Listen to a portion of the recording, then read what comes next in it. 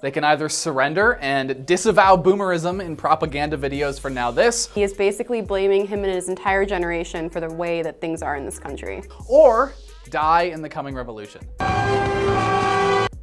And we know what this man chose. You can basically see like the 20-something Antifa member that like NowThis employs basically standing behind the camera with a gun. I would never take on the sins of the entire millennial generation just because I'm a millennial. Like saying, read the script, boomer.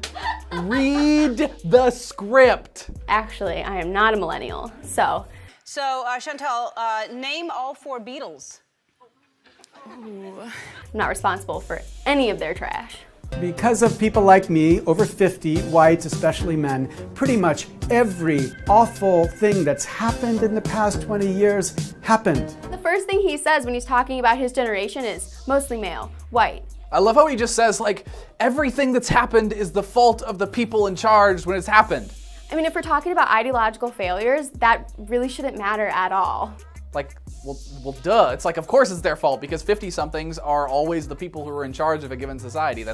They're the ones who are old enough to be like, have risen to the powers. Despite us, Obama was elected.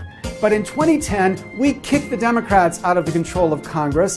That meant Obama got nothing else substantial through Congress in his 6 remaining years in office. It just reads like a sad suicide note. Despite us, Obama was elected.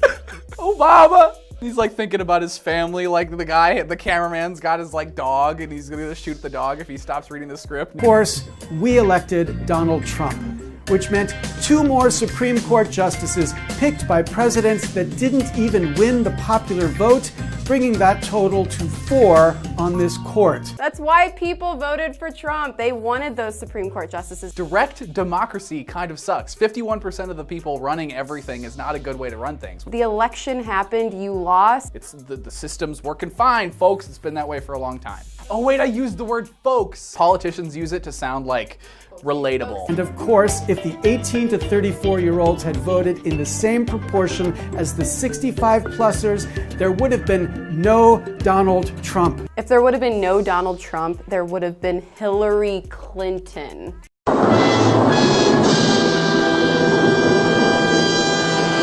We would have had 2 Supreme Court picks that would have ensured that Roe stay on the books. I, for one, cannot live in an America where that's our future. No children ripped from their parents' arms at the border. Which was in place during Obama's administration. Okay, if we didn't have illegal immigration, if we would have fixed our borders like 30 years ago, maybe this wouldn't have happened. The pictures that they show in this video are from 2014. No doubt we suck.